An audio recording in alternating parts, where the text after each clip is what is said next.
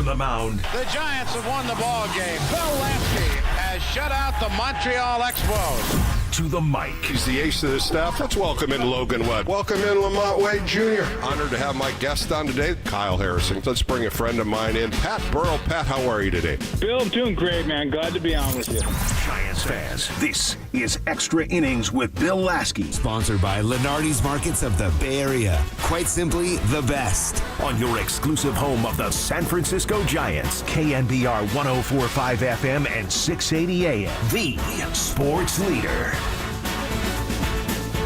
Welcome into a Saturday afternoon extra inning post-game show here on KNBR with Bill Lasky. Giants started the road trip yesterday in a 9-game road trip, 3 in Washington, 3 in Detroit, 3 in Miami, with a beautiful game. They win yesterday 4-0, 4 runs, 7 hits, no errors, 0 runs, 5 hits for the Nationals, and they came into today's game Saturday with the best winning percentage against right-hand starting pitchers. They were 25-9. Well, I don't think Jake Irvin saw the memo, because Jake Irvin, a right-hander, 28-year-old, pitched 8 innings of gem baseball, and he was on from the first inning, only walked a hitter in the second inning, gave up a base hit in the third inning. He literally only gave up 3 base hits, 1 to Jung-Hoo Lee, 1 to Fitzgerald, and then an infield hit to Tyler Fitzgerald. That was it. He had 10 outs with 2 pitches or less. Listen to that one, 10 outs, 2 pitches or less. In the 6th and 7th inning, he had 5 pitches for 3 outs and 4 pitches for 3 outs. He was masterful. He was cutting up everything today, a 4-pitch mix. He used the fastball at 95 miles an hour to get ahead, the sinker to get ground ball outs. He had 10 of those. A curveball, which was just an off-speed curveball, he got it down in the zone, 23 of those, and then 10 changeups. And he used his second pitch arsenal to get ground balls after he got the first pitch strike. He had 20 first pitch strikes out of 29 hitters. Why am I just complimenting Jake Irvine? Because he just carved up the Giants. He carved them up. When you look at what the Giants did today, 7 players, 0 for 23. 0 for 23 with 1 walk. He struck out 7. He only walked 2. Walked Yaz after he was really dialed in. And then he ended up walking Wilmer Flores to lead off the second inning. He got in 1 jam in the 4th inning. Jung-Hoo Lee got a base hit, made an error. It was first and second. And Matt Chapman hit into a double play, and he punched out Willie Adames with an elevated fastball. This is what he was doing, getting in, getting out, getting in, getting out. The game only lasted an hour and 52 minutes. An hour and 52 minutes for 27 outs. The Nationals end up winning the game 3-0. And really on the offensive side, Kyle Harrison made 1 mistake to James Wood, an 0-1 slider. Lefty against lefty, missed the plate, right across the plate. James Wood hit his 13th home run in the first inning. Before that, he had a 2-2 pitch on Rosario. Threw a changeup down and in. Rosario hit it right down the left field line. And really, that was the scoring for Washington. Kyle Harrison goes 4 innings, 5 hits, 2 earned runs on a 2-run home run. No walks, 4 strikeouts. I thought he pitched well. He really got into sync after the first inning. The guys on radio and TV said he was rushing. I don't think he was rushing. I think some of the pitches he missed were misses, and they capitalized on it. He gave up 3 hits in the first inning, 2 on changeups and 1 on a slider. Then after that, I think he established, well, hell, why am I throwing secondary pitches? Why don't I just throw fastballs? Gets a 1-2-3 second, 1-2-3 third, gives up 2 base hits in the 4th and gets out of it. And I really thought that was a real positive for him to walk off that mound after he gets up 2 base hits with only 1 out, and he worked out a ground ball to Garcia and a ground ball to first base to get out of the inning. I thought that was really a confidence booster for him. Gives up a home run and really complimented himself the next 3 innings.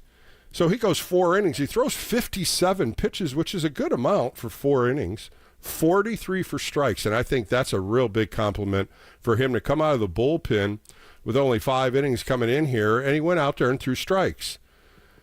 11 first pitch strikes, 17 hitters, a very good one right there. That's a good mark.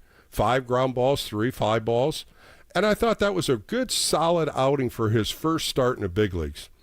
He's coming out of the bullpen doing the same, throwing strikes. He's done a great job in AAA. So now he gets one more start in Miami, and then they'll find out what Justin Verlander is going to do for that following start. But he did pitch well. Giants just couldn't do anything offensively the entire game. The other pitcher that got popped up was Tristan Beck. Of course, he brought back up when Verlander went on the IL. Harrison goes to start today, and Tristan Beck, who has really been pitching very well in Sacramento. I think people of the show know I really like Tristan. I think he's a very good pitcher, and today he showed it. He went 3 innings, only giving up 2 hits, 1 earned run, 2 strikeouts. He was ahead, 38 pitches, 26 for strikes. He dialed in for 3 innings. And that third inning, a little struggle, a couple base hits, a hit and run. He got out of it, though, only giving up 1 earned run. 38 pitches, 13 curveballs, 10 fastball, 5 slurs, 10 sliders, a mixture of 4 pitches that he's done very well. Getting ahead of hitters, 7 out of 11.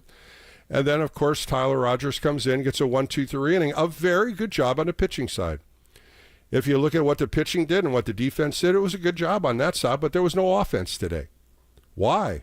Where was the offense? Where was the adjustments? Why are we swinging at first pitches? Why are we only letting the pitcher throw 5 pitches to get 3 outs? And then the following 4 pitches to get 3 outs? Where's the discipline? Where's the adjustments? Where's the game plan? There wasn't one. I'll tell you right now, there was not one for Jake Irvin. And there was nobody in this order. When you had him up 3 times, nobody made any adjustments. Pop-ups, ground balls. There wasn't anything even hit hard. Jake Irvin's a pretty good pitcher, but he's not Cy Young.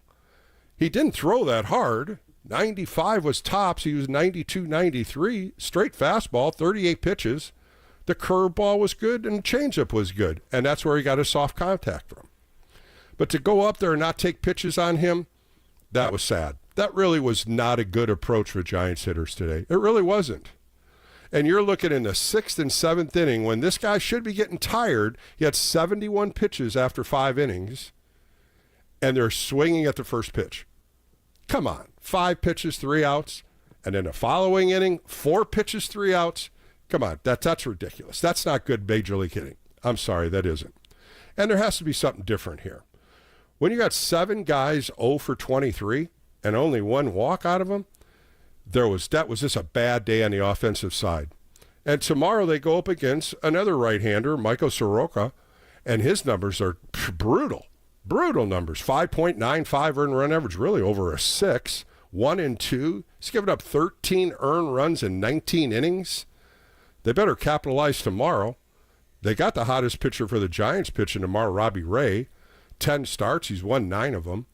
And last game, he walked out against Kansas City through 7 innings, 6-6, no runs, 1 walk, 7 strikeouts. They just couldn't score. So where's this offense going? What are we doing with this offense, Giants fans? What can the Giants do? This was against a right-hand pitcher. They were 25-9 against right-handers. Now the Giants are 13-13 on the road, 17-9 at home. And they have to win this game tomorrow. They have to. It's a win-win in my mind. Take the series tomorrow. First pitch right here, 10:35. Robbie Ray against Michael Soroka. So I'd like to ask you, Giants fans, what's going on? What happened to the hitting today? What happened to this discipline? What happened to all of it today? I didn't see anything in the offense. 1 opportunity in the 4th inning, and that was it. Well, we'll find out. Let's get on the phone lines, 808 KNBR. Let's talk to some Giants fans. A great show today. I got to check up with Sean Jelly. Sean Jelly's pitching in Sacramento. Had a nice chat with him the other day. And then I'm starting to get into my Tiger series. Of course, they play Detroit next, Monday, Tuesday, Wednesday. And most fans know I grew up in Toledo. I was a big Tiger fan. Really followed the Tigers a lot in my career. And I sat down with Milt Wilcox. Milt Wilcox was a pitcher, right-hand pitcher, that started off with the Cincinnati Reds, really came over to the Tigers. Sparky Anderson brought him over, and he was a real mainstay in that 1984 World Series team. But he does a lot of different things now, and it's really funny what some of his occupations are. But we dial in on that 84 team, and some of the players from Alan Trammell, Lou Whitaker, some great players in the American League at that time when they beat the Padres. So I sat down with him and had a nice conversation with him, and tomorrow, got a great one tomorrow. Mike Yastrzemski and Terry Mulholland. Terry Mulholland, of course, has kind of been distanced. He kind of went away from, he's like a mountain man right now. Terry and I were good friends back in '86, and I finally caught up with him, and I did an exclusive interview. He doesn't do interviews. You can't find the guy, and he sat down with me, and we did a 2-part conversation. That's going to be heard tomorrow. A very good, intense conversation. It's a real good interview tomorrow. And, of course, Mike Yastrzemski, because that's going to be on tomorrow post-game show. Mike Yastrzemski and a 2-parter with Terry Mulholland. So let's open the phone lines, 415-808-KNBR. Let's talk some Giants baseball. Let's find out what you thought of the game today. Not much on the offensive side. I thought the pitching did well. I'm Bill Lasky. This is the Extra Inning Postgame Show. More coming up right here on KNBR, the Sports Leader.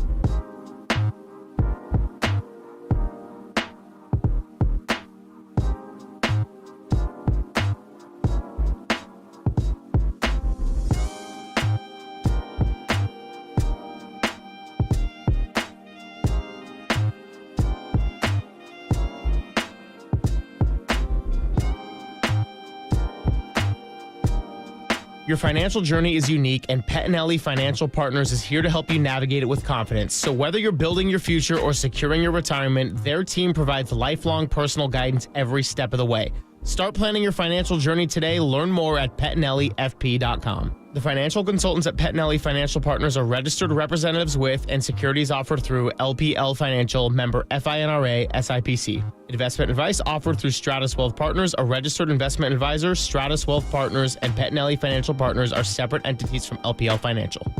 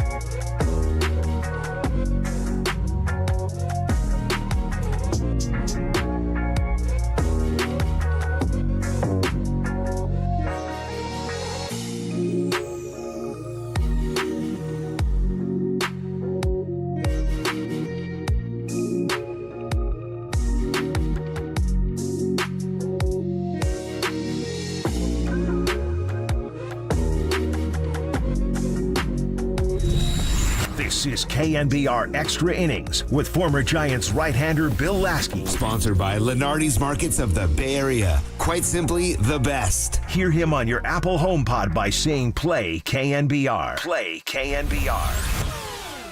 All right, welcome back to the Extra Inning Postgame Show with Bill Lasky. Giants lose today 3-0 in a 1 hour and 52-minute game. It's pretty quick. Giants are now 30-22. That was the 5th time they've been shut out this year. Jake Irvin, that's right, Jake Irvin, 4-1 with a little over 3.5 earned run average, just carved up the offense. There was no offense at all.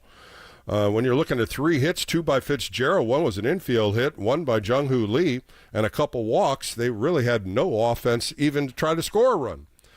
They had an opportunity in the 4th inning when Jung-Hoo Lee got a base hit. An error by Jake Irvin made it 1st and 2nd, and Matt Chapman hit into a double play. Adames strikes out. So, this is one of those games you just turn the page and go for tomorrow. And tomorrow you got a chance with Michael Soroka, a right-hander, 1 and 2 with a 5.9 earned run average. He throws strikes, but he's been giving it up. 19 innings, 21 hits, 13 earned runs. Went 5 2/3 against Baltimore, 3 earned runs. Atlanta beat him up for 3 earned runs. Cleveland beat him up for 4 earned runs. And this is an opportunity you got to jump on because you got Robbie Ray throwing. And Robbie Ray has just been Mr. Consistency the entire year for the Giants. You're looking at a guy that's 6-0, 57 1/3 innings, 43 hits, a 2.67 earned run average, 62 strikeouts. He's going to go out there and compete it. For you Giants, as well as trying to win the series and trying to maneuver in a day game tomorrow in Washington to win that series and move into Detroit because they have a 3-game set with Detroit. Detroit's playing very well. They've lost 2 games so far to the Cleveland Guardians. Today they're playing a night game. Tomorrow is a day game. They miss Scruple. They end up getting Montero Kiner. They also play, so they get Jack Flaherty, and they also get Job Jackson. 3 right-handers for the Tigers, and this is something where the Giants will be throwing Hayden Birdsong, Logan Webb, and Landon Roop. So good opportunities here for the Giants. They have a nice road trip, but tomorrow is a game they have to jump on this right-hander, and we'll find out what kind of lineup they throw out there. And today, turn the page. Ugly offensive game, good pitching and good defense. All right, let's get to the phone lines, 415-808-KNBR. Let's go out to Concord and talk to Chris. Chris, you're on with Bill Lasky on the Extra Inning Post-Game Show. How are you doing today? Bill, I'm doing wonderful. I know I don't have long. I know of Bill Lasky. I know of every Giant. 1966 first game, Bobby Bond, Barry's dad, Grand Slam, Claude Osteen. Long time. Here's what I do with the Giants. I love the Giants, Posey, everything. Why? They're batting and only getting a 4-pitch. As you and I both know, you know better than all of us on the radio, there's slumps. They go through these slumps. They're going to turn it around. This is Posey's idea. I threw out some ideas. I said, Bill, I'm driving. Wait a minute. Take these guys and send them down to AAA. No. Take their batting average to these slumps and send those down there that are in these slumps for a day, 2 days, a week, not to hurt their feelings or whatever, or get rid of them all and bring fresh blood. I'm an engineer and a stockbroker, and I'm a Giant. I shook hands with Willie Mays. He came to the stadium early. We used to go catch batting practice balls. He came with his purple golf clubs, purple shoes. I go back a ways. I love the Giants. Chris, I love your heart and I love your enthusiasm, but I don't think you're going to sell Willie Adames to go to AAA or Matt Chapman to go to AAA. These guys got to come out of their slumps and maybe take a few more pitches than they did today.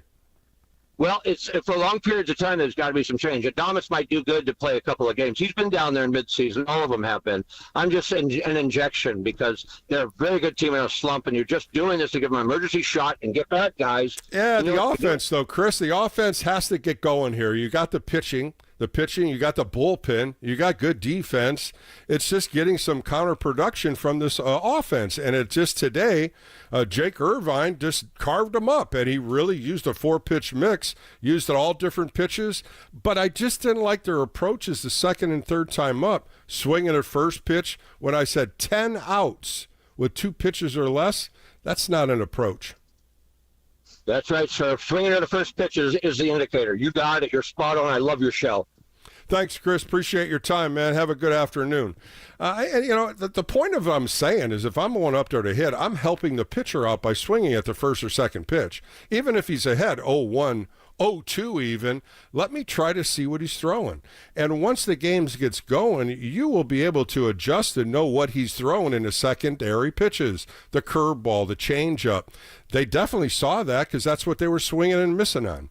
7 of the strikeouts, several of them were on changeup, and most of them were on a curveball that he got down in the zone. The curveball was only 78 to 80 miles an hour. The changeup was in the low 80s. The fastball and the sinker kept it at 95 and 92, which were good speeds, but he was around the plate, so there should have been some better adjustments. All right, let's go to Josh. He's in his car. Josh, you're on Extra Innings with Bill Lasky. Hope you're driving okay. Yeah, oh, good, Bill. Hey, well, you're all over it in terms of no approach.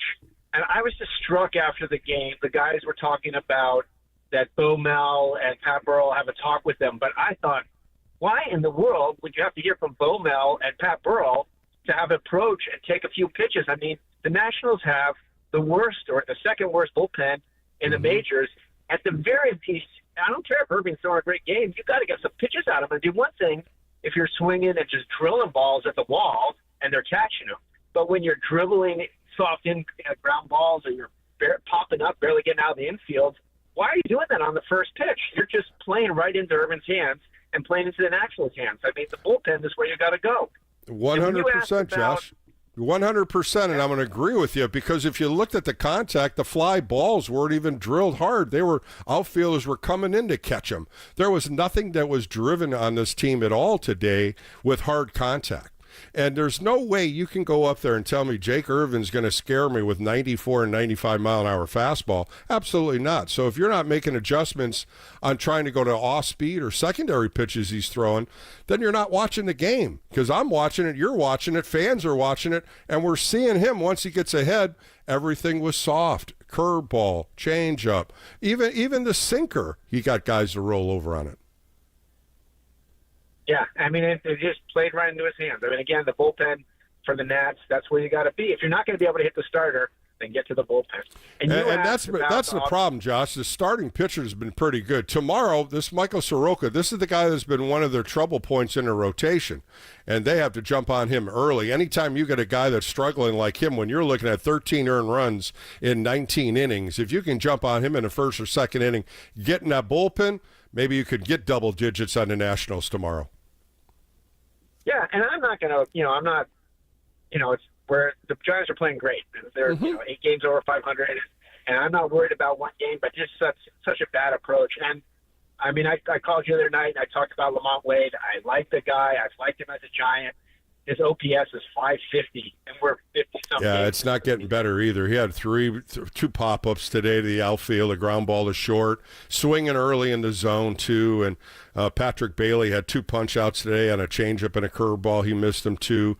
But when you look at it, it's not just those guys. 7 players out of 9 players were 0 for 23. So it wasn't just 1 or 2 guys. The whole offense stunk today. Yeah, I don't disagree with you, but Lamont, turn the page. That's all we can do, Josh. We turn the page. We can complain all we want. We can argue all we want. They stunk today on the offensive side, but what we can brag on is Kyle Harrison threw the ball well. Tristan Beck coming up from AAA gave him 3 solid innings, and Tyler Rogers pitched well. Of course, last time he was out, he gave up a home run. So when you look at the bright side of it, pitching and defense did their job. The offense wasn't there today. That's why I'm optimistic. They have pitching.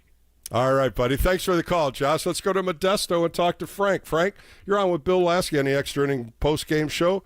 I know the game stunk today. What'd you think of it? It was terrible. Sometimes you just got to face the facts. With this lineup, I don't think the Giants are ever going to be more than a 500 ball club. It's almost an instant replay from last year. I mean, everybody says, oh, there's tomorrow, but tomorrow's always the same. They got up to a great start, but I think at the end of the year, they're going to be a 500 ball club. Well, they're 30 and 22 right now, Frank, so you can't really argue about how they're doing. They've had some bad games, no question. That's their 5th time they've been shut out. But on the opposite side, the positive side, they're 8 games over 500. They're only a game or 2 games behind the Dodgers and NL West. You can't really argue about that. It's just when you see games like this is where you get frustrated.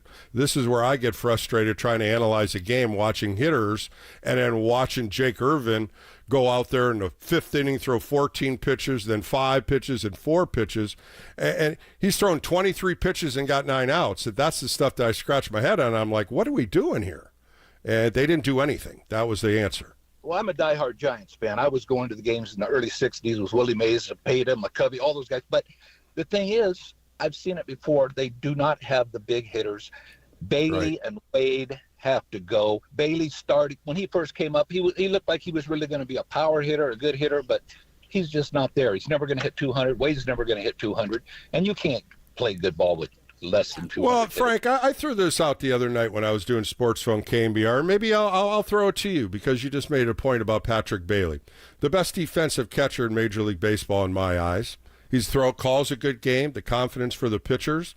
Are you going to trade that defense for a guy that hits under 200, or are you going to complain about his hitting and not really make a good impression on his defense?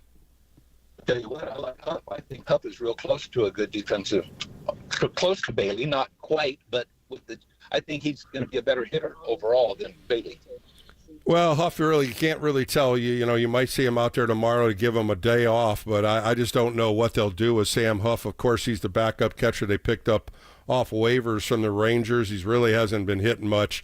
You're really sacrificing defense when you put Sam Huff in, but you got to give Patrick Bailey a day off or 2, Frank. But I'm all for let the guy play. Let him hit 185 because I'll take his defense over anybody, especially how he maintains the pitching staff from the starters to the bullpen. Yeah, that's great. The pitcher staff is doing well, but you still got to have some offense, and they just don't have I the agree. offense. Oh, don't get me wrong. You got to have some offense, and they just haven't done it. But thanks for the call today, Frank. I'm losing you on your phone. And I think that's what's puzzling the Giants fans is why can't guys hit, Bill? Why are they hitting under 200? You look at Patrick Bailey, he was 23 for 190, 129 coming into the game. He's got over 100 bats. And then you look at Lamont Wade Jr., 22 for 127. So you really got the same kind of hitter. They both only hit 1 home run each. Wade's got 14 RBIs, Bailey's got 15, and they're hitting in the 7 and 8 spot. So what are you going to get out of that spot? Where can you put another guy? Casey Schmidt against a right-hander? That's the question mark that the Giants have to fade into. Willie Adames has definitely gone backwards. He's only hitting 216. Matt Chapman, 219. So when you're looking at an offense, where is the offense? Where are these numbers? When are these guys going to start getting hot? I think that's what we're hoping for. But still, the Giants are 30-22, Giants fans. 30-22 when you're looking at an offense that's struggling. So you turn the page and you go right back at it tomorrow. That's how baseball life is. That's how baseball players live their life. They're not going to go home worry about this game. They're going to turn the page and worry about tomorrow because tomorrow is another day where they can win. Today, they tip their hat to Jake Irvin, and that's all they can do because today's over. All right, let's go to Alex in Sonoma. Alex, how are you? You're on the Extra Inning Postgame Show with Bill Lasky. What's going on today? Of course, Bill. I'll tell you what, I can't get used to, it's Saturday, got a baseball game, and it ends under 2 hours. Mm-hmm. My goodness, this is that's sacrilegious in my book.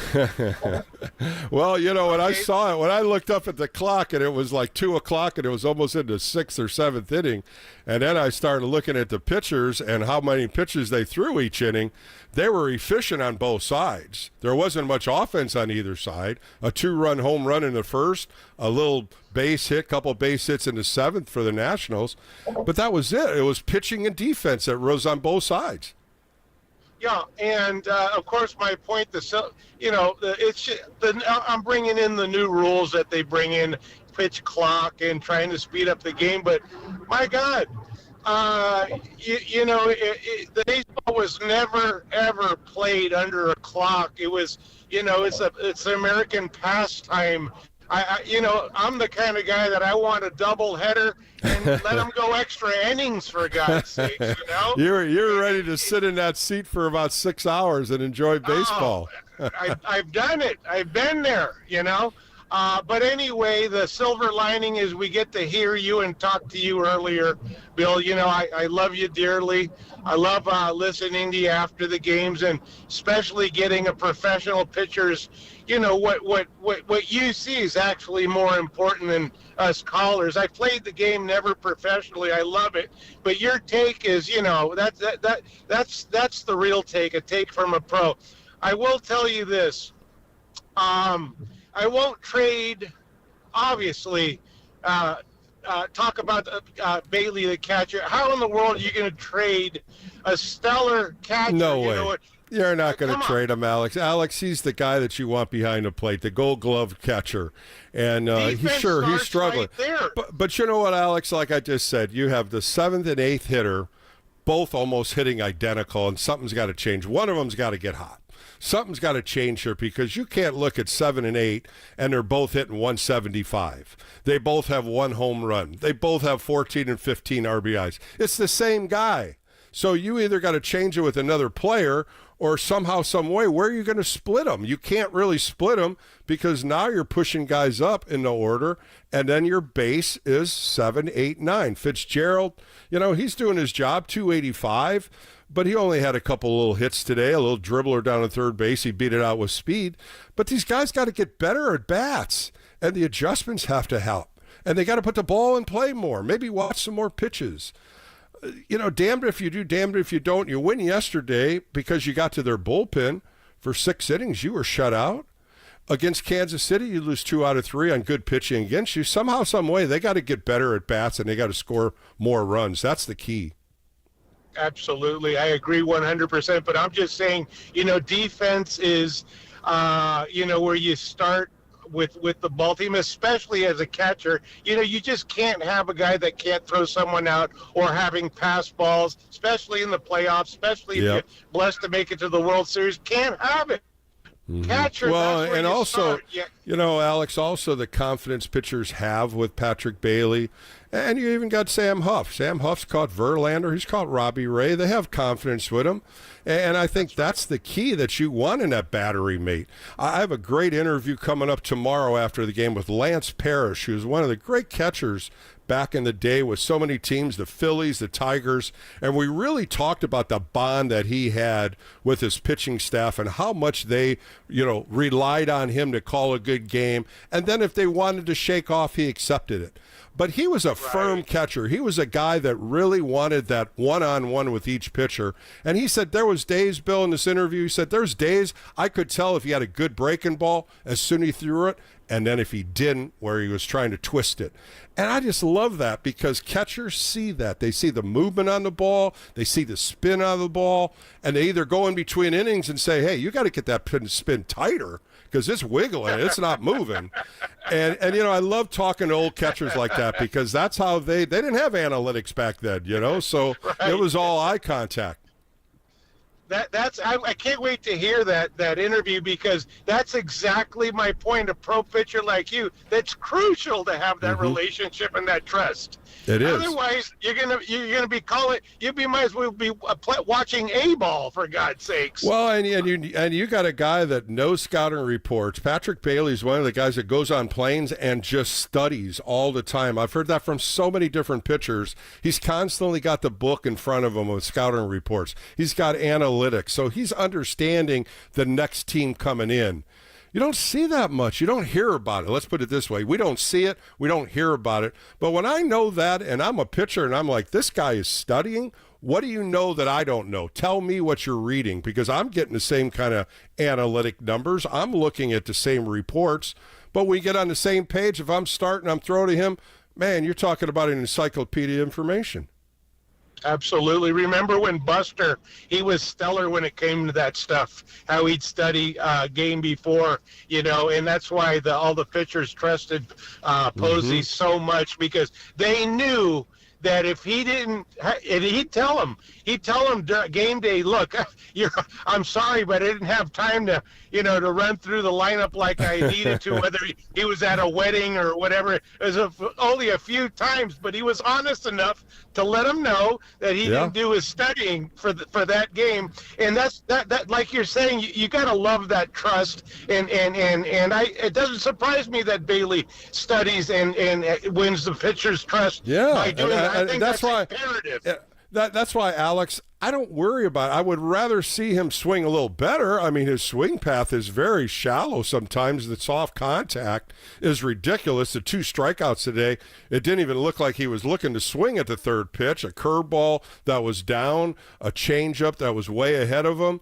And I sit back and I'm like, man, you got to get a better approach. And you got to go up there with a little more enthusiasm and a little more swing path. But it's not happening, and something has to either light a fire under some of these guys at bats, because you think they're going to get out of the zone, you think you're going to get out of this hole, you get a couple good at bats, and then they're right back with an 0 for 3 or an 0 for 4. But, these guys are grinding every day. I know they're in there for early BP with Pat Burrell and Damon Minor. They're working out some things. Even Barry Bonds comes in on their homestands. They are working. They're not just sitting around going, ho, hum, hum, I'm in a slump. They're trying to get better, and that's all we can ask.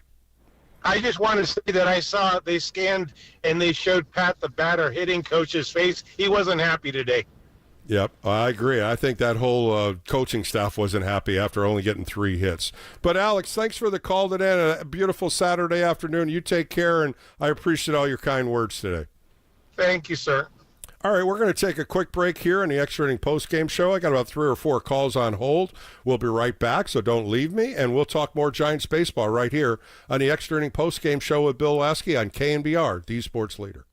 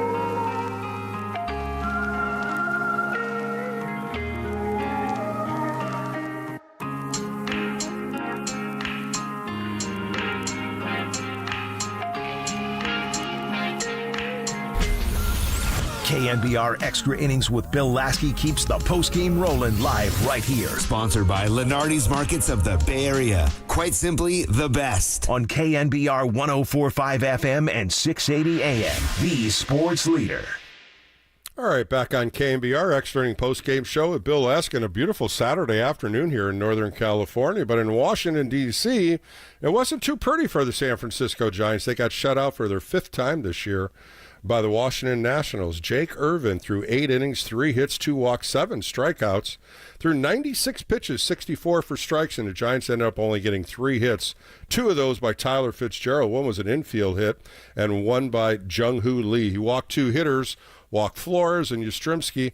There was just absolutely no offense. I've thrown this out there in this whole show. 7 players, 0 for 23 total with 1 walk. On the opposite side, you got to talk about the pitching. Kyle Harrison did his job. He went 4 innings, 5 hits. A 2-run home run in the first inning was the only runs he gave up. No walks, 4 strikeouts. Tristan Beck coming up for the River Cats when Verlander went on the IL. He threw 3 innings, and he threw well. 3 innings, 2 hits, 1 earned run, no walks, 2 strikeouts. He threw 38 pitches, 26 for strikes, and Tyler Rogers went in there and gave up a hit for 1 inning.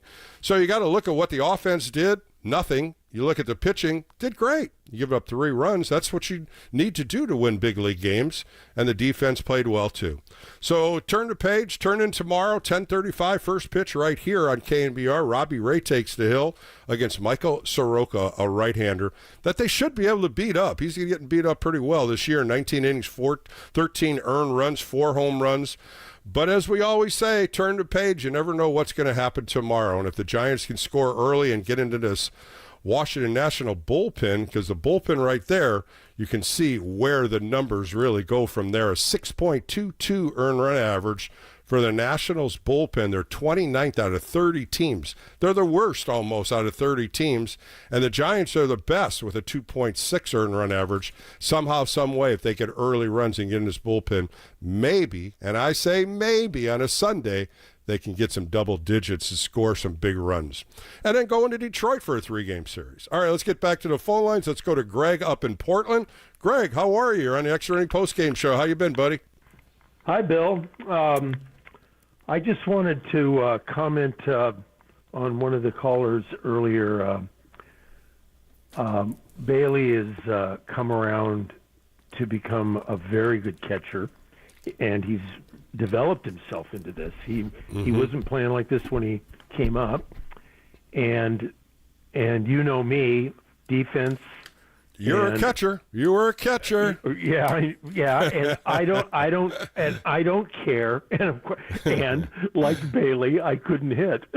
So see, there you are, Greg. We finally found a twin brother here. Yeah, but I got cut as a sophomore in high school. But my point is that I don't agree with people that think your catcher should be a hitter. He's supposed to be a catcher. He's a defensive player. He calls the game. He sees the field, and if he can hit, that's frosting on the cake. We live in a time where we expect our catchers to be Johnny Benches and Carlton Fisks and Buster Posies, for that matter, and Molinas, but Greg, let me throw this one to you, Greg. That's not. Let me throw this one to you. Let me just throw this one to you. He's a switch hitter. Do you think he should just hit right-handed? Because he seems that he's got more pop right-handed. I threw this one out there the other night on my sports phone show. Do you think he should just go right-handed?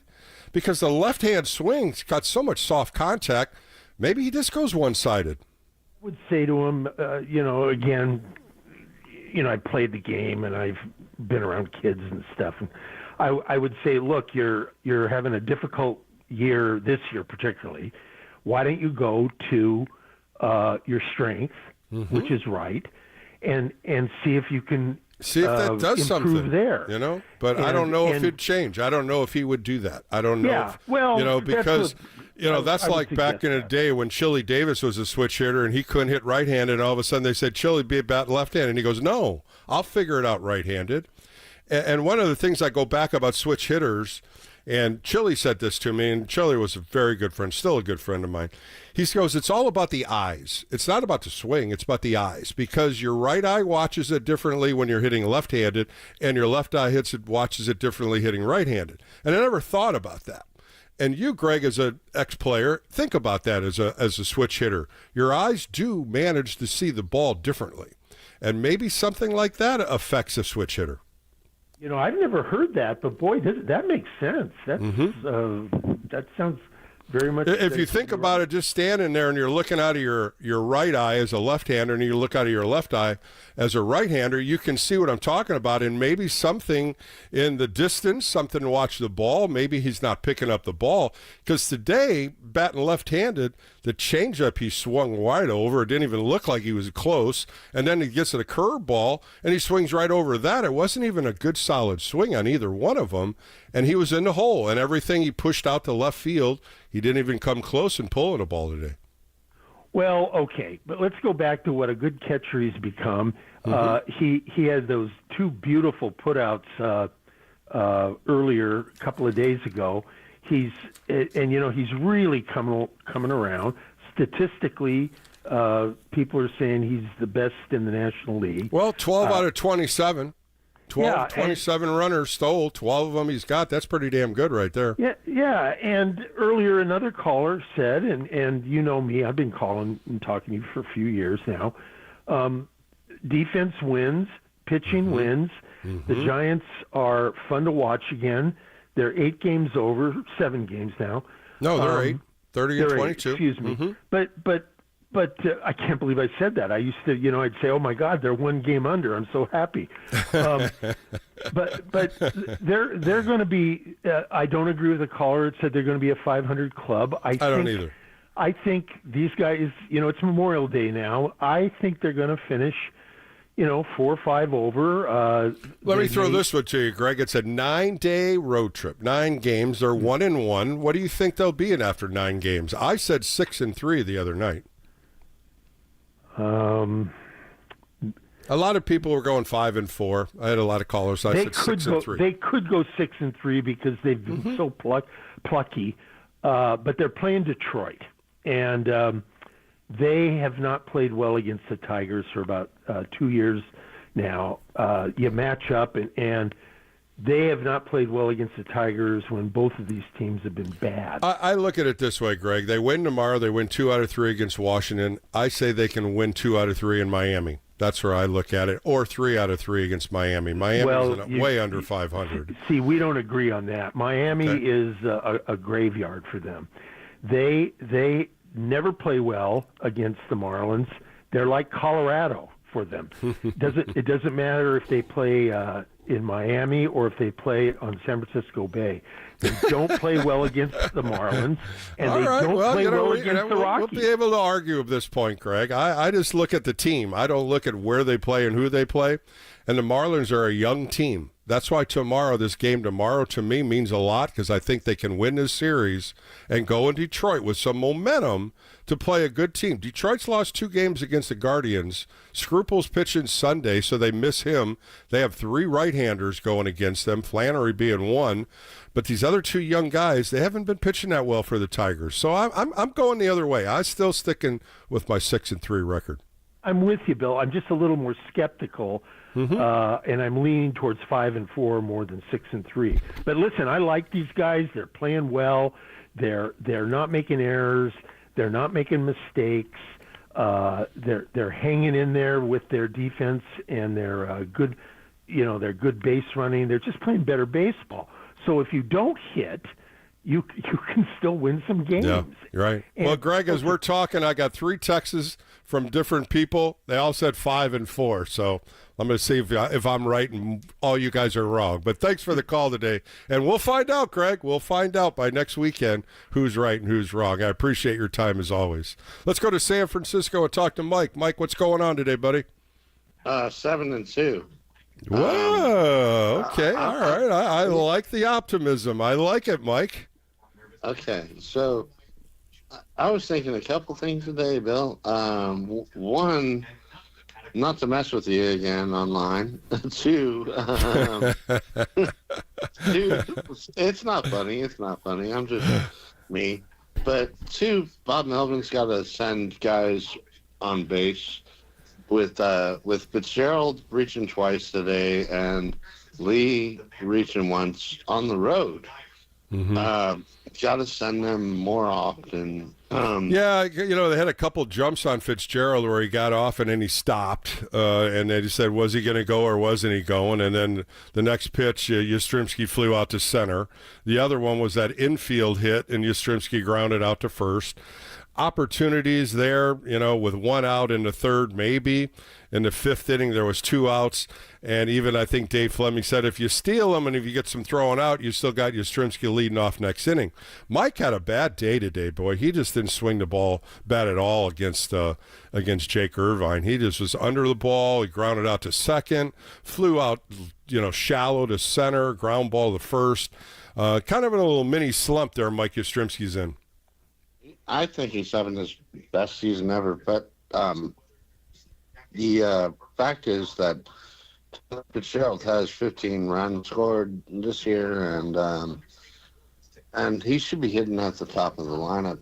Like, I still feel like. That's not a bad idea. It's not a bad idea to kind of change it and maybe put him up second or made him lead off against lefties to see if there's something. They need to do something against lefties. Yesterday, of course, they win against a left-hander, but the left-hander Gore McKenzie threw real well.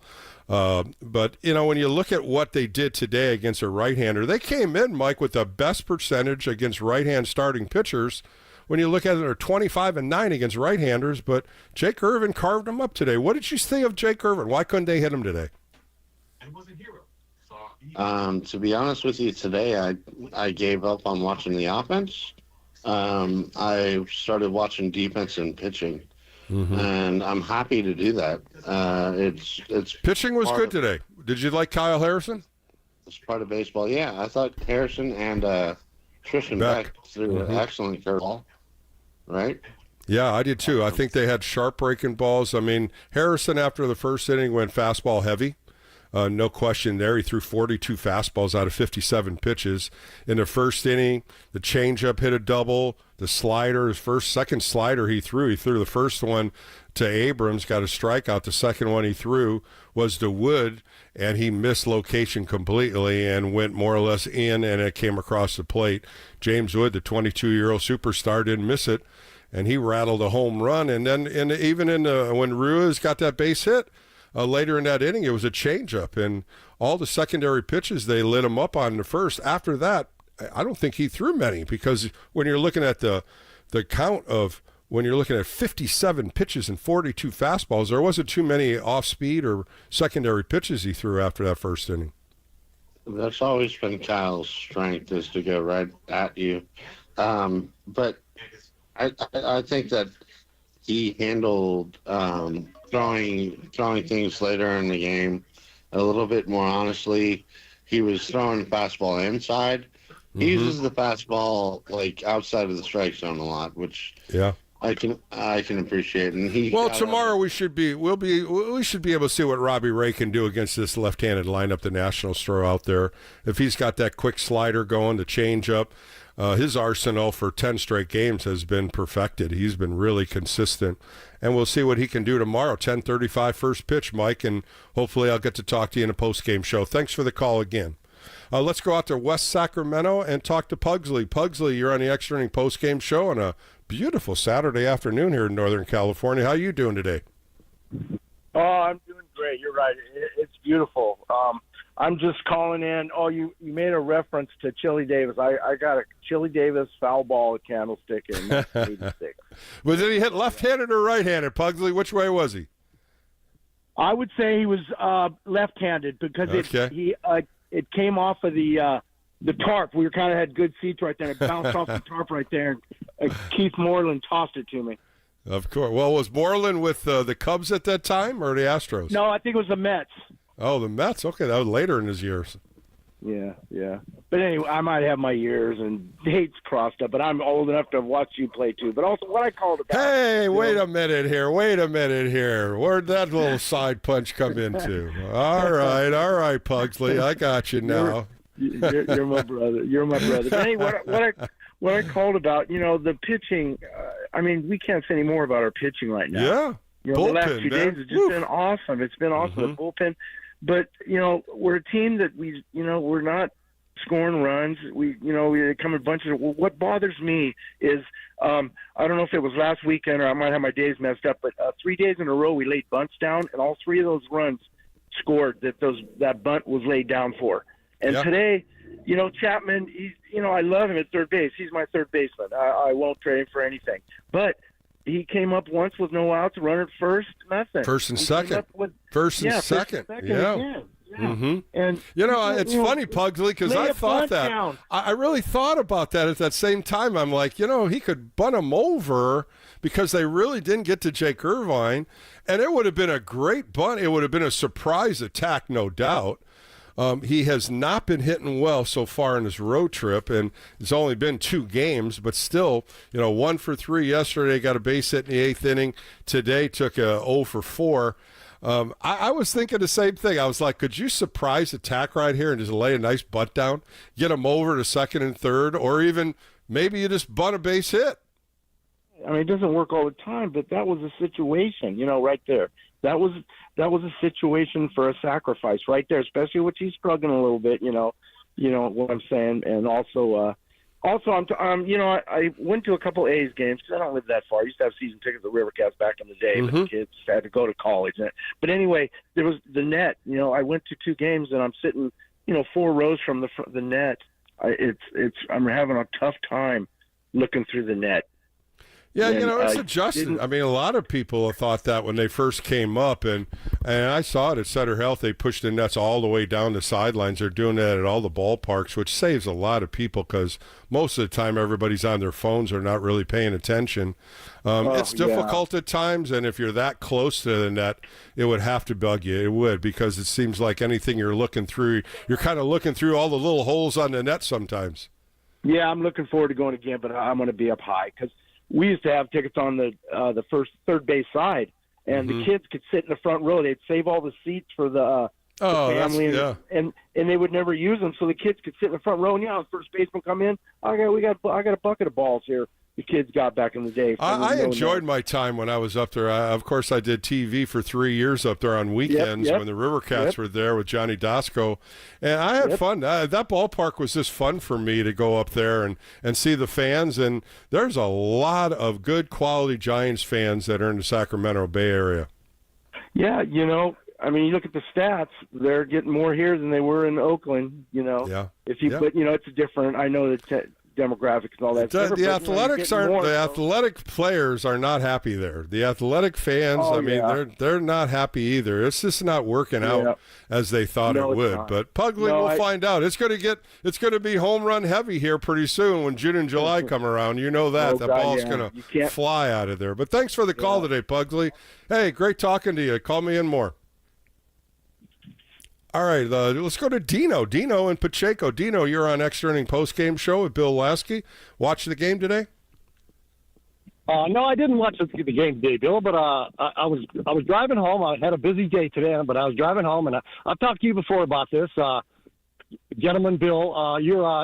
But the reason I called you, Bill, I just had to pull over again and call because I just love your passion, man, and I love the way you keep it real, man. I told you this before. I mean, other people just, other announcers, it just makes me sick. They don't want to touch certain guys, certain names. They don't want to tell it like it is. You're passionate, Bill. Well, Dino, I'm watching a game like you. I'm a fan, no question about it. I'm not playing anymore, and I watch the game, and I watch it maybe a little differently. Maybe I dissect it a little bit more. But when I'm seeing hitters go up there the second and third time, and you see a pitcher get out of an inning with 5 pitches, 4 pitches, I'm like, what the hell are we doing here? Why are we swinging at first pitches? You're into 6th and 7th inning. We got to get on base. We got to do something different here. Yeah, I told you I love it, and you're not scared, Bill. I mean, there's let's just face it. There's what you call homers or whatever announcers or broadcasters on the radio. I hear them all the time, and they don't tell the truth, or you can just tell they just dance around stuff. Yeah, you tell it like it is, Bill. Well, I appreciate that, Dino, and it's mostly. Anyway, I tell you the biggest reason is if you tell the truth when people are watching the game and they're watching the same thing I'm watching, and I'm telling you, and other people are sugarcoating it. That's not watching. That's not analyzing the game. Hey, I'm a Giants fan. I've told you that, Dino. I want them to win. They're 30-22. But when I see slop baseball like this, slop hitting, slop is what I call it, because there was no aggressive swings today. There was no passionate swings. There was no adjustments on the offense. That's what I get upset about. I got one more thing to say too, Bill. I heard another caller earlier. I heard another caller earlier talk about, I guess Patrick Bailey hasn't been hitting very good. I haven't really paid attention. I've been listening to the whole season, pretty much, what's going on and this and that. But I guess his offense has been sucking. And and this guy, a couple of callers earlier said something about, I'd still rather have him as a defensive catcher, and I don't really care if he hits too much or this or that. Are you joking me?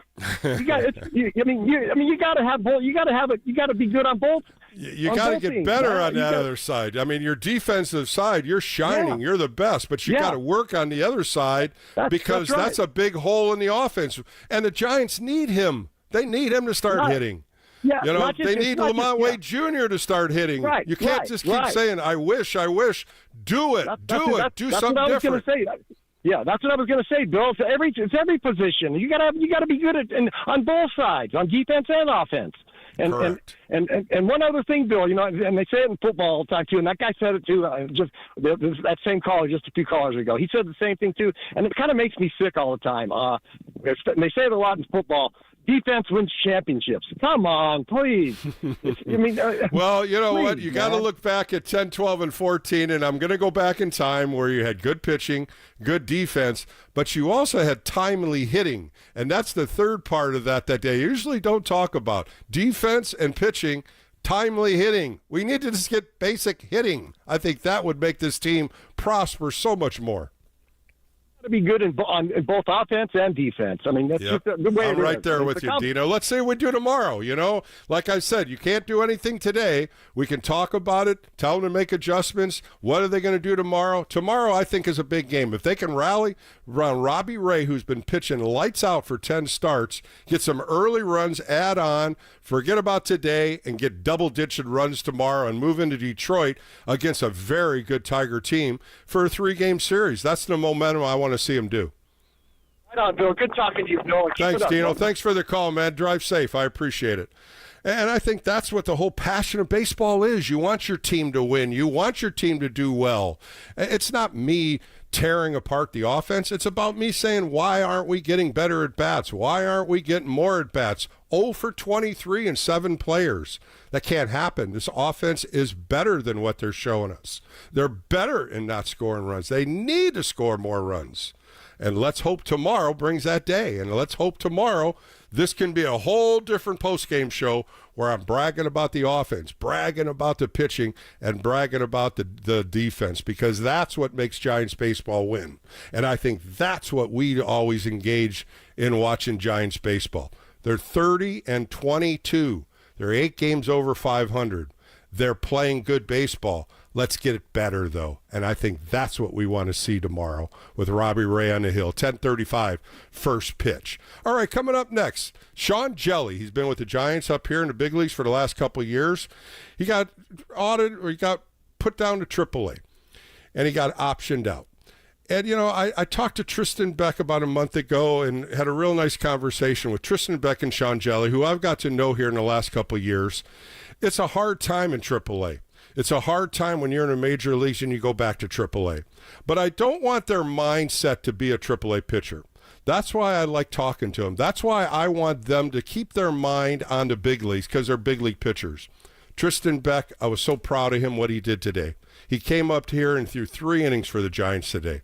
6 up, 6 down. He was dialed in. He threw 3 solid innings. So proud of Tristan Beck. So I wanted to talk to Sean Jelly, and I got to talk to Sean Jelly on the day when Tristan Beck got brought up. So You're going to hear me talk about Tristan Beck with Sean Jelly, and he brags about him. They're good friends. They're throwing buddies. They do a lot on and off the field. And I'm so proud of both of these young men. They're doing what they're supposed to do, pitching lights out, and when they're going to get an opportunity with their orange and black, they are going to do well. So sit back. I had a nice conversation with Sean Jelly. That's coming up next right here on the Extra Inning Post-Game Show on KNBR, the Sports Leader.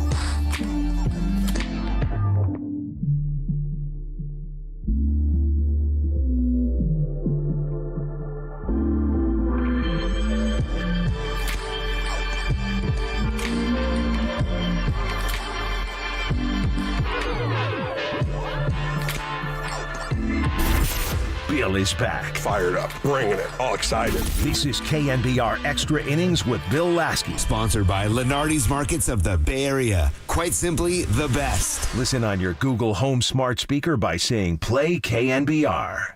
Welcome back to the Extra Inning Postgame Show with Bill Lasky. I'm excited to have a guest on. He's been on my show many times.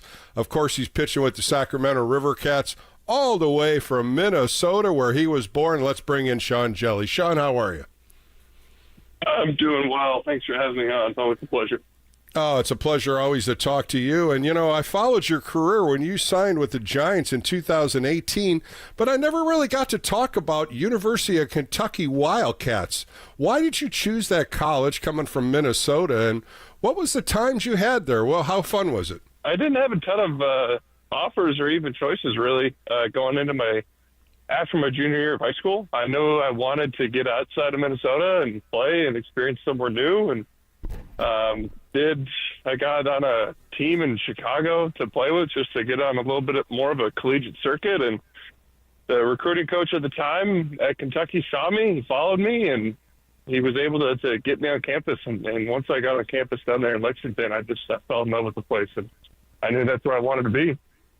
Sean, one of the hardest things that you and I did, I grew up in Ohio, of course you grew up in Minnesota, was pitching in the spring. It's so difficult, the cold weather, trying to get acclimated to it, trying to stay warm. How hard was it for you, especially up in their Minnesota area? There were multiple games in which I had to help shovel the field off and then go play and then go pitch. So, it's an experience. At the time, it really sucked, obviously. Nobody wants to do that. There were, it was what it was. But, now looking back on it, it's funny memories of all the different things I've done just to play the game of baseball. So, it's not ideal, but, I think it actually ended up helping me. I think not playing baseball 12 months a year and giving my arm a break, playing different sports and all that sort of stuff, I think it's helped me stay healthier with my arm. I think it's helped me stay more in shape, doing different sports, doing different movements or whatnot. I just think growing up and it just helped me. And it gave my mind just a mental break from playing the same game 12 months a year. It's hard now as it is, but as a 12, 13, 14-year-old, I couldn't imagine just doing one sport for my entire life all year round, 24/7. Boy, you said it right, too, and I agree. I think players and athletes need to play other sports. There's so many more things you can do physically as well as mentally.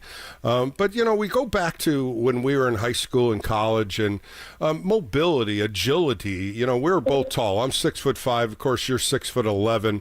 Mobility of being an athlete as tall as we were, how did you stay so mobile? Well, like I said, I attribute a lot of that just to playing different sports growing up. And then once I got into high school, playing basketball in the winters, it was a completely different kind of movement to get my body used to get in shape for than it was for baseball. Baseball is, pitching, it's very static and explosive at one moment's burst at a time, whereas basketball, obviously, you're running and gunning and moving laterally all the time. So I just think playing basketball along with baseball really helped me out with that and just kind of keep myself on my toes a little bit, so to speak. But other than that, in high school, not a ton because, I was young enough I could get away with not doing anything, so to speak, But once I started to get in college, and then especially first couple of years of pro ball, I really had to hammer doing just simple stretches and just doing mobility work just to stay loose and stay limber because those muscles can tighten up real quick, real easily on you. No question about it. Sean Jelly joining me on the Extra Inning Postgame Show. Defense is a big part of your game. 3 seasons in the big leagues with the Giants. You made 2 errors, 3 seasons, 81 games. This year you have 0 errors pitching for the River Cats. Something you work on, as we always talk about. You just talked about stretching, being mobile, and especially being so tall. We have to have long arms and long legs, and it's a little harder reaching down to that ground to pick up a hard ground ball. Oh yeah, gosh, it's funny you mentioned that. I can't remember both of the errors. I remember one of them for sure. And man, I I threw a double play ball comebacker him out. I just threw it clear into center field. That was a tough one. I was supposed to throw it to the second baseman, but all I saw was just Brandon Crawford coming into my field of vision. I was like, man, that's Brandon Crawford. I should throw the ball to that guy. And he was nowhere near the bag, and I just threw it clear into center field. Yeah, but I mean, it's something you have to take pride in as a pitcher. That's just as important of a game for a pitcher as anything else. To be able to field your position. Once you're able to do that, teams won't bunt on you as much. They don't do a lot of action, all the hit and run and gun, and all that sort of stuff. If you can hold your own on the mound and field your position, it really limits what offenses try and do against you. And they don't see as much chaos being caused on the base pass, so to speak. So it's something that I think every pitcher needs to take just as much pride in as any other aspect of their game. Well, Sean, you're pitching with the River Cats Sutter Health Field, and of course, the Athletics are also there playing in the same field. Their pitchers seem to be always complaining about balls getting hit out of the ballpark and the weather and the humidity, and it's not even summertime yet. Tell me how you like pitching there. Tell me how you adjust there. It's something that obviously it comes into play and it factors into things in terms of cheap home runs that you can give up and the potential and possibility of that. But pitching at Sutter Health, when you're at PCL, pitching at Sutter Health Park, it seems like you're pitching at Polo Grounds compared to some of the other places that you pitch at this league. So pitching there is actually much more comfortable than a lot of other places that you pitch it. You go to Reno or Albuquerque or El Paso, and you could just stand up on the mound and throw the ball up in the air and watch it go over the fence. So, Sutter Health isn't as bad compared to those places. So it's a little bit different of a perspective, for us than it is the guys for the A's that are playing at, like they just played at Oracle. I couldn't imagine playing at Oracle and being able to have the room that they have and then going back to Sutter Health and feeling like it's just an absolute bandbox that you got to get the ball down, otherwise every ball's going out. So, I couldn't imagine that split and that difference. Well, Sean, out of spring training, J.P. Martinez was talking to all the pitchers about throwing strikes, and of course, 0-1, the legitimate 0-1 pitch that every pitcher wants to do. You have always been a strike thrower. In Sacramento, you only had 9 walks. In the big leagues, under 30 walks. What makes you throw strikes consistently and at the same time trying to get ahead of hitters? It's one of the hard things to do, but once you get that advantage, you seem to put them away. I think in terms of the strike throwing and the walks, like I feel like I've always considered myself just like a contact kind of pitcher. Like I'm not going to get guys out unless they hit it. So you're not going to hit it unless you throw a strike. So that's part of it. But the other part of it is regardless of stuff, mechanics and all that sort of stuff, it's just a mentality of, I'd rather, if you're down 3-1 in a count of 3-0 or whatever, you just, I'd rather give up a base hit than walk a guy right here, Mm-hmm. Or I'd rather walking a guy is the last thing I'm going to do. Like I'm going to throw this ball down the middle and whatever happens. Like it's just a mentality that kind of have to accept and wrap your head around of I'm not walking anybody. Like if I'm going to get beat, like they're going to beat me. I'm not going to beat myself. I'm not going to shoot myself in the foot by walking 3 guys and giving up a cheap blooper base hit. They're going to beat me. They're going to have to swing it. They're going to have to prove it. So it's something that took me a little while to fully get to that point. But, it's kind of where it's at with that. It's just the mentality with everything. Well, Sean Jelly's going to join me for a few more minutes on the Extra Inning Postgame Show. A couple things that you've been working on, breaking balls across the zone. What have you changed differently in your repertoire of pitches? Are you changing anything or are you keeping it the same? I kept it the same from last year to this year. I think the addition of the cutter was really good for me.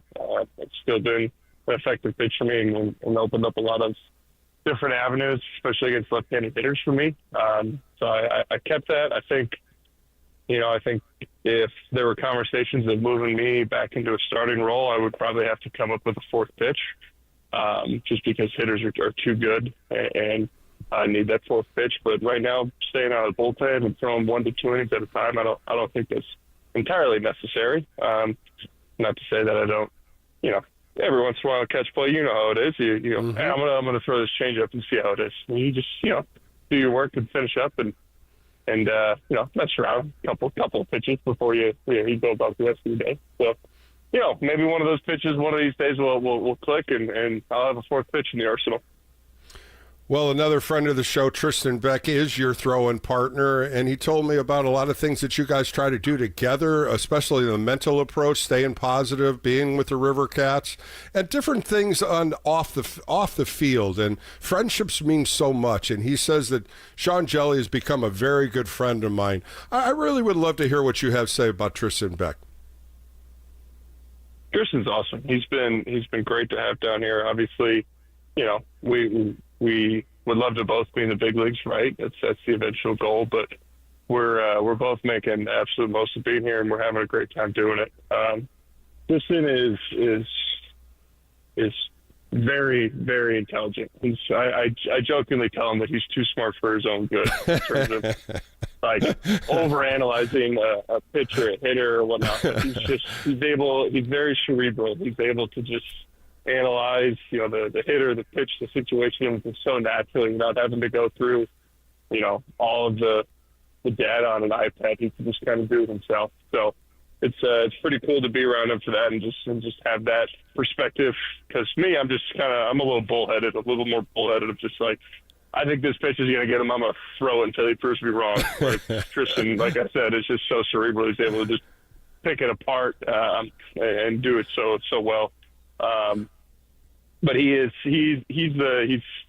definitely the glue for us down here. He's much more positive on a daily basis than especially myself. I think unfortunately I'm starting to get a little bit of that salty vet reputation down here, but just making my jokes with the guys and whatnot, trying to keep things light. But well, you have to, don't you? You have to. I mean, that's the way it's got to be. Yeah, because you're right, there and you're trying your best, and things happen. I mean, those are the things as a AAA team. Maybe you got to have fun doing it. You can't be salty every day. And the way you and Tristan Beck are, that's what I love talking to you on the show. You guys are very loose and animated, and that's what makes baseball so fun. Yeah, I think what gets me is I'll go in the clubhouse and I'll make a joke or a comment or something just to get a reaction and see what it is, and I'll get no reaction. A bunch of faces like, what in the heck is this guy doing? Why on earth would he say something like that? And then and then it just kind of, but then I keep trying. It's like, you do it and it fails and it doesn't work. I can't just accept that. I gotta be like, all right, what's the new approach to get these guys to laugh and listen up or something? So I'm trying. I'm going for it. But Tristan, he doesn't make the jokes like that. He just stays positive and he's a Stanford guy, right? Right, Sean. He's a Stanford guy. What do you want? Exactly. He's a lot smarter than I am in going about his approach. He stays positive just every day and is super consistent. I feel like I got to make jokes to try to be funny. So, we'll see. We're a good yin yang balance, I guess, for that. Well, as we finish up with Sean Jelly on the Extra Inning Postgame show, I talked to Tristan about it being a bourbon lover, and he tells me that you are the number one bourbon lover, and you got a little ties in Kentucky, and he said, yeah, if you want to know anything about bourbon, hit up Sean Jelly. He's got the expertise. Well, I don't know if I necessarily know everything. I know what I like, but yeah, I mean, like we talked about earlier, going to school down in Kentucky, I went down there and I never really tried whiskey or bourbon before, but, got down there and became of age, of course. Yes, and, of course. I had a taste for it right away. I loved it. I love bourbon. I've been to the Buffalo Trace Distillery many times. I love going around there, just seeing how it's made, seeing how it's done. It's an amazing process. So, yeah, I love. That's probably a drink of choice if I'm gonna have to choose one. Is a nice good bourbon. So, yeah, absolutely. Well, as we finish up, to the family in Sacramento, how are the kids doing? My boys are doing great. My oldest, they're not out here. My oldest actually, they're in the school schedule now. So they're finishing up. My oldest doing T-ball right now, which is super fun to see. He is the kid that is infinitely more interested in playing in the dirt, which I think is hilarious. He runs the bases and he drags his feet because he wants to kick up as much dirt as possible and just make the dust cloud and see it all fly around. So I get a good kick out of that. But I was happy, I was honored. I got a little emotional because he had to have the same jersey number as me, so he's number 64. So I was very honored that he requested that jersey number. Well, that's great. And I'm so glad you get to see them and talk to them and be with them as much as you can. But I just want to, thank you for your time. Good luck at what you're doing. I just want to keep your name and your voice with the San Francisco Giants. And let's hope by the end of the year, maybe sooner than later, you'll be back in the big leagues and we'll be able to see each other again. That sounds like a good plan to me. That'd be great. That was Sean Jelly on the Extra Inning Postgame Show. More coming up right here on KNBR, the Sports Leader.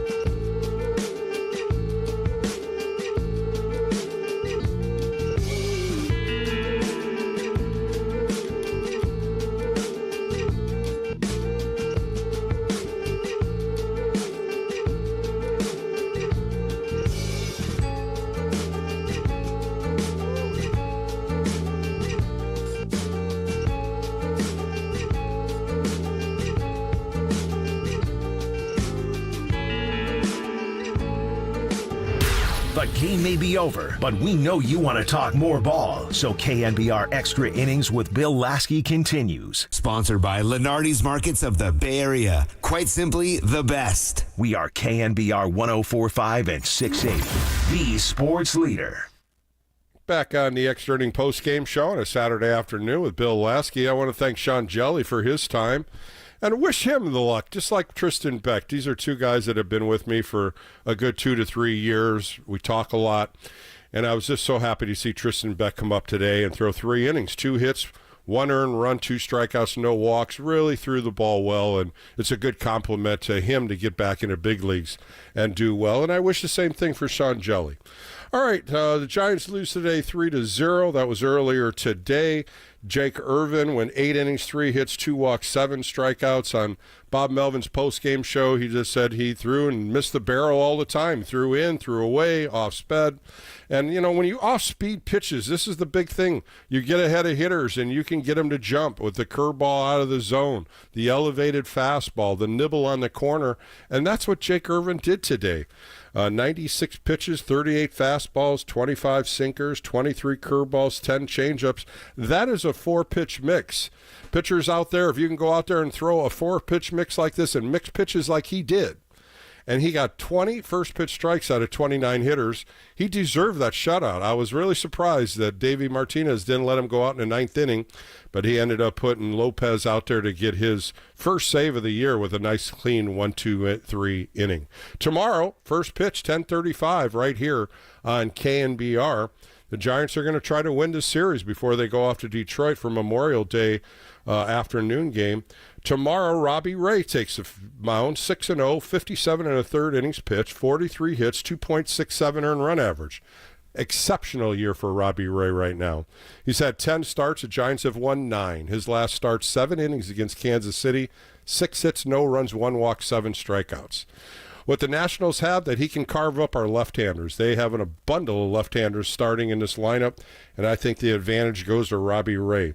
For the Washington Nationals, Michael Soroka, 1-2 with a 5.95 earned run average.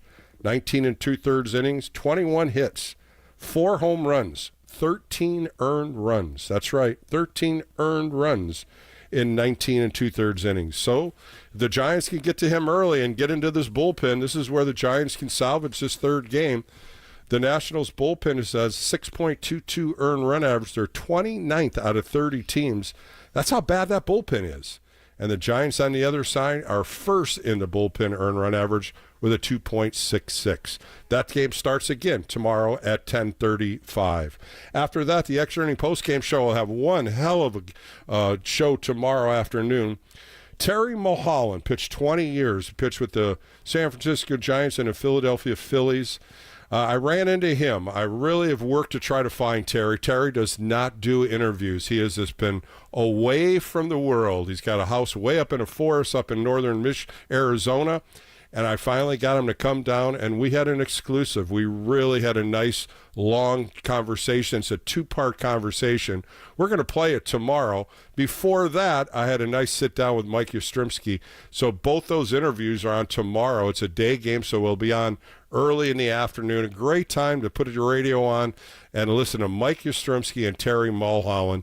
And it's a great, great interview. 2 good interviews tomorrow. Don't want to miss it. And we might as well get a win before we listen to those interviews, right, Giants fans? All right, coming up next, I sit down with a 16-year pitcher, Milt Wilcox. I've known Milt all the way back in the day. He used to play with the Cincinnati Reds, and then he pitched with the Tigers. He's got an interesting occupation. He travels with 30 dogs. They're jumping dogs. He does different shows all over the United States. We'll get in and talk about that occupation. But what he did in his career, he was a World Series champion in 1984. He had a great season. He won 17 games. The Tigers started that season 35-5 with Sparky Anderson. They ended up beating the San Diego Padres in the World Series. Had a shutout in the AL Championship game. Game 3 in the 84 World Series, he was a winning pitcher. But he had a different rapport about pitching. And he had Lance Parrish as the catcher. One of the things we talked about, he had an arm injury, and this is one of these old-time remedies. He had an arm injury one winter, and he went to the doctor, and the doctor says, I want you to bowl. I want you to go out bowling with a 16-pound bowling ball. This is a true story. He went out bowling that whole winter, didn't do any rehab. He threw the ball harder, more efficient, and he said the bowling ball trick fixed my arm. It stretched out my muscles. It stretched out my bicep. It stretched out my tendons. And he said, this is old style. This is before they went and had surgeries on rotator cuffs and again on elbows. All these things. Tommy John and Frank Jobe was, again, one of the best arm doctors back in my day. But I sat down, and Milt Wilcox and I really had a nice conversation about pitching, back in the day of pitching, some of the different hitters that he faced, and everything about the Detroit Tiger team that won the 1984 World Series. All right, that's coming up next. Me and Milt Wilcox having a great conversation. Hope you enjoyed this conversation like you did with Sean Jelly. This is coming up on the Extra Inning Postgame Show next on KNBR, the Sports Leader.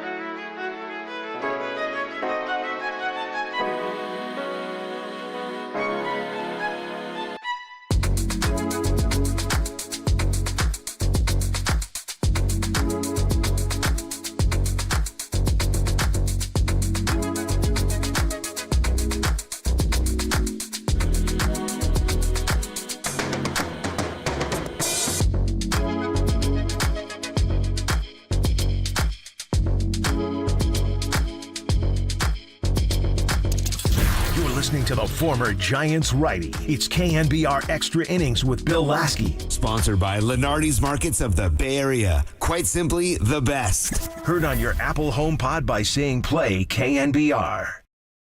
Welcome back to the Extra Inning Postgame Show with Bill Lasky.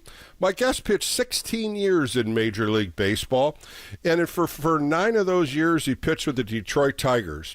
He won 97 games, 63 complete games, and 7 shutouts. And in 1984, he was a World Series champion with the Detroit Tigers. Let's bring in the right-hander, Milt Wilcox. Milt, how are you today?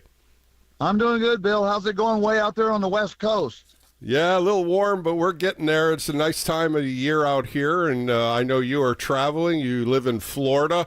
Let me ask you something on just what you're doing. I'd love to have you explain, what is your occupation now? I get to play with dogs. You've probably seen it on television or ESPN. It's called dock jumping. It's where dogs run down a dock and they fly through the air, land in a swimming pool. Mm-hmm.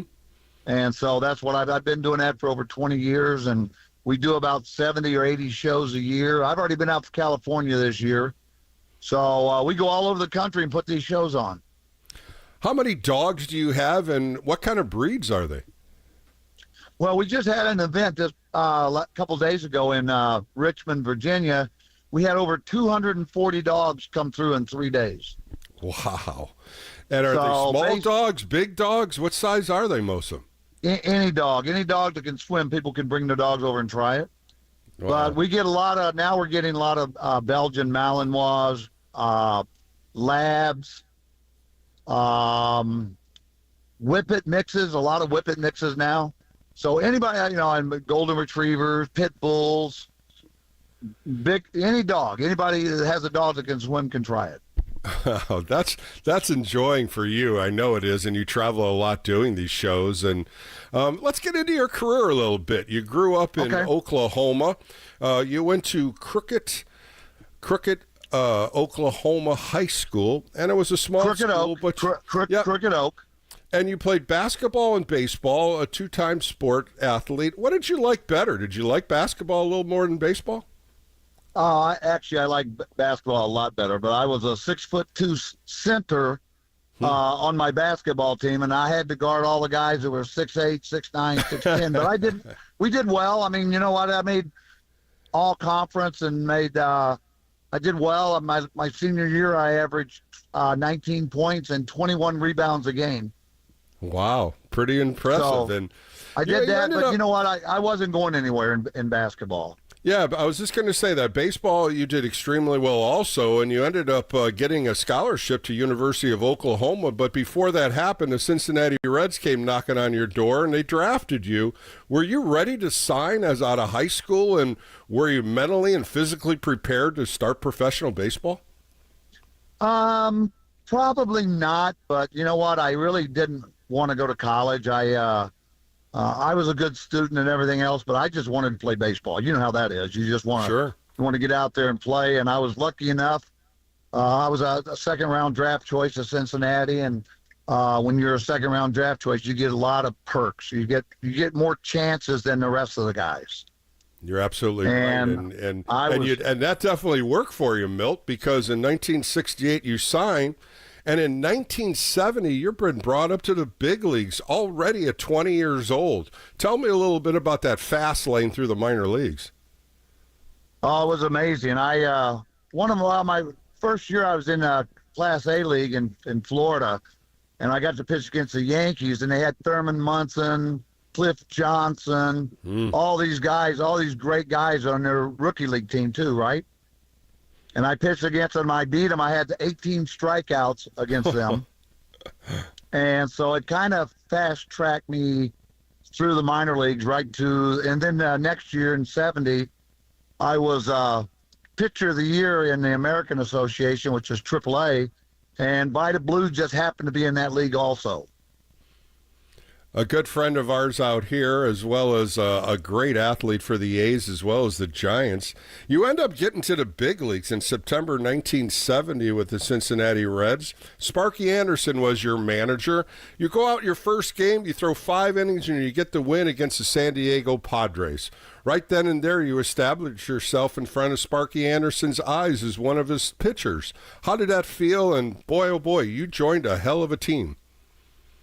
Yeah, I did, but the problem with Sparky is that he never really got along with young players very well. And I used to, I was the kind of pitcher, Bill, that I wanted to throw what I wanted to throw. Mm-hmm. Right? If I want a fastball, I want a fastball. I want a slider, I want to throw a slider. But my catcher was Johnny Bench. And Johnny Bench did not want a young pitcher shaking him off. So Sparky and I had some issues, and that was one of the things. That's why I didn't stay with Cincinnati very long, because he ended up getting rid of me after the 71 season. Well, you moved on to the Cleveland Indians in 1972, had some arm issues, and in 1977 you ended up hooking up with the Detroit Tigers. And this is something I need to talk to you, because I've never heard of this before. You had a shoulder issue, and they said throwing a bowling ball could strengthen your arm. How in the hell did that happen? But it worked. It sure did for you. Well, you know how it is, Bill. Back in the day, those days, nobody knew much about shoulder surgery, shoulder injuries. So I went back to my high school doctor that looked at my elbow when I was in high school. And his name was Dr. O'Donohue. And Dr. O'Donohue was a bone and joint doctor in Oklahoma, specialized in shoulders back before anybody else did. And he wanted me to, when you pitch, everything's overhand going in one direction. Mm-hmm. And so you overuse a certain muscles and tendons. And if you bowl, you're taking a 12 or 15-pound bowling ball and you're going in the opposite direction. So you're building up the other side. Mm-hmm. And that was his philosophy. Dr. Curlin, you know who Curlin was, and Job, right? Right, Job for sure. Out in California, Curlin and Job and all the guys that everybody went to back in those days, they all used the philosophy of Dr. O'Donohue. So O'Donohue was like one of the first ever that got involved in pitchers, but he did not believe in cutting a pitcher's shoulder open or elbow. He wanted you to work it back into shape by working all the tendons and muscles around there. It definitely worked for you. I mean, your arm came back. Helped. The strength of it came back. You were throwing really good. Milt Wilcox joined me on the Extra Inning Postgame show. In 1978 to 1982, you were a regular Tiger starting rotation. You did extremely well for them. I want to jump into this 84 season. The Tigers started with a 35-5 record, and you were blistering 6-0 in the beginning of the season. Tell me a little bit about coming out of spring training, because this team was loaded with talent. Yeah. If you go back to 1981, probably 81, 82, 83, we felt we had the best pitching staff in the American League. And a lot of young guys, Morris and Petrie, were just getting into their own. I was pitching well.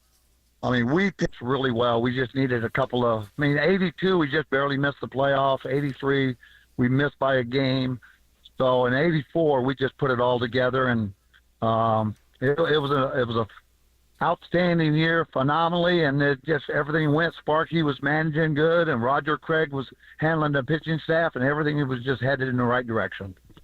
Well, we got to look at the men up the middle. Alan Trammell and Lou Whitaker, a great combination for you as a pitcher up the middle. Howard Johnson playing third base. The infield was pretty stacked. Tell me a little bit about the defensive side on the mound, having those guys behind your back. We had Chet Lemon in center field, and he was just a phenomenal center fielder. He would run down any ball that was hit. And we had Kirk Gibson, a young Kirk Gibson in right field, and the veteran Larry Herndon in left field. And also we had Rupert Jones that year. Rupe was an amazing player. He was kind of unsung that year. He didn't the respect and everything that he got. But he came over from San Diego, I believe, and had a great year. So, I mean, everybody did well. You know, when you win a championship, it's not one or two guys, it's the whole team, and that's exactly what happened in '84. Milt, the best thing that could happen is having that good battery mate. Lance Parrish was your catcher for many years with the Tigers. What did he bring to you to have that confidence in him to put those numbers down, and you just work directly with him? Him and I had a special deal. You know, I mean, you know, you hear about a lot of the pitchers that they nowadays they don't even give signals, right? Mm-hmm. So Lance and I had that thing that we had a little thing going on where I'd give him a sign or something before the batter came in as to what pitches I wanted to start him off with. So that's kind of the way that we did things. And he was just, you know, I mean, I had Johnny Bench as a catcher when I was young, and I had Lance Parrish, who I think should have probably be considered in the Hall of Fame because of what he did. And if he would have spent his whole career with the Tigers, he may have done it, but he didn't. And but he was a great guy, and he's done very well. I was just lucky to have two great catchers in my time. Well, winning the '84 World Series, the celebration in Detroit was going crazy. I remember this so vividly. You know, when you recall that year and when talked about opening the season with a 35-5 record and then going all the way through that World Series and beating the Padres, when you look back in your rearview mirror, what did that mean to you? It was amazing. You know, that's one of the, you know, Bill, when you're a kid, that's all you ever think about is winning the World Series. You know, you want to be there to host that up. There's just certain things you want to do, and it was probably the number one. I mean, I had kids and marriage and all this other stuff, but winning the World Series with those guys, who we are still friends. The guys that are left, we're still just like we never left each other. All these years later, we're still friends, and we get together. It's just a feeling that you got. The camaraderie is there, and you know, I loved all those guys, and that's the thing that it meant to me. Milt Wilcox joining me for a couple more minutes on the Extra Inning Postgame Show. Your career of 16 years, you went through the Reds, the Cleveland, Detroit, the Cubs, and you look back and you start thinking about the trials and tribulations, the hurdles you had to go through. Baseball isn't always a red carpet treatment. It's always some of the things you have to think about, and you go through life lessons.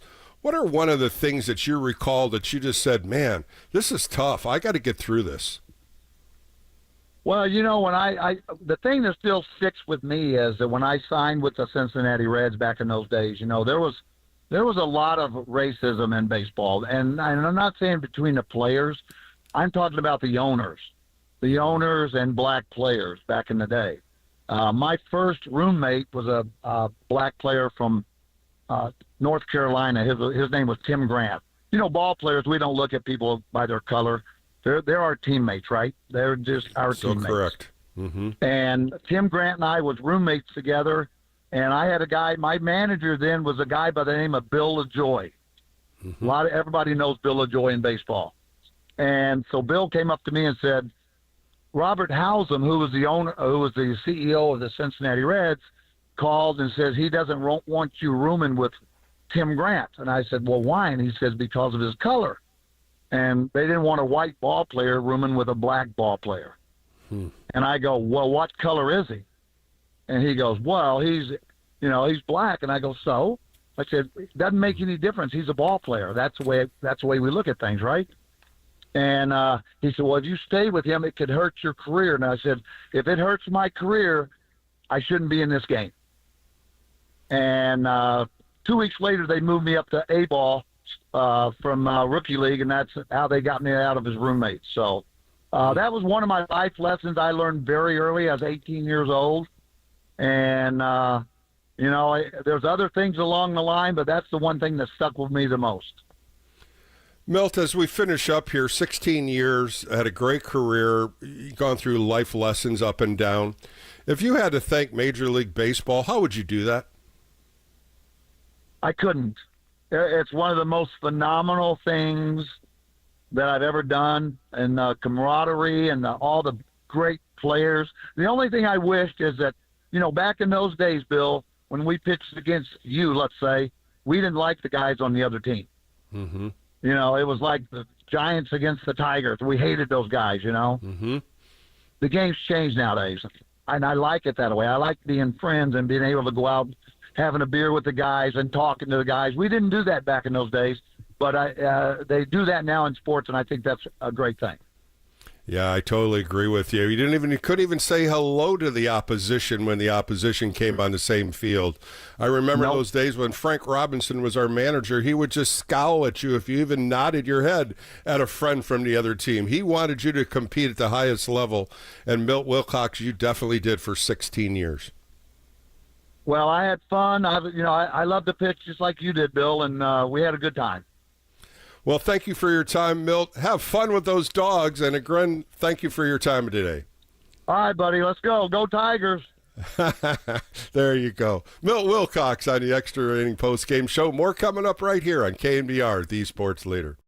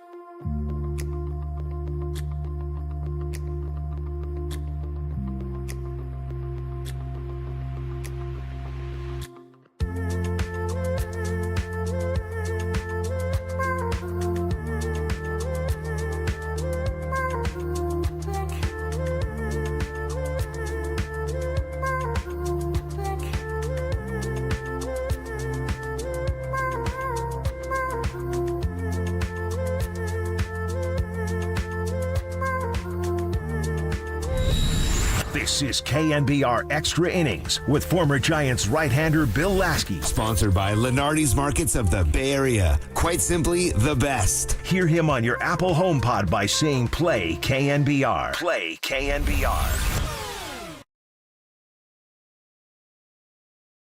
Welcome back to the Extra Inning Postgame Show on a Saturday as we finish out. The Giants lose today in Washington 3-0, their fifth shutout on the season.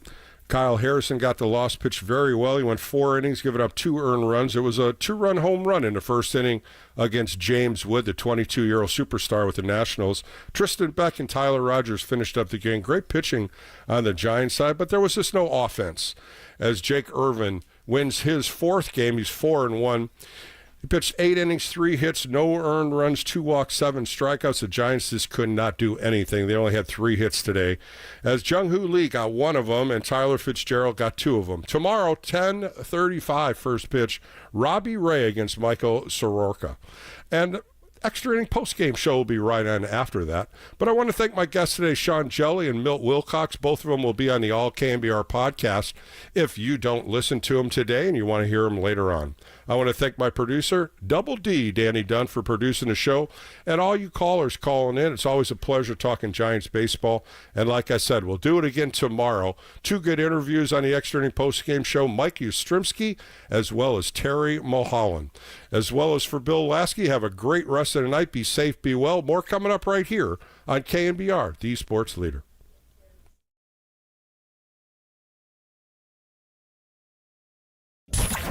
It's another great outing for the righty on your home of San Francisco.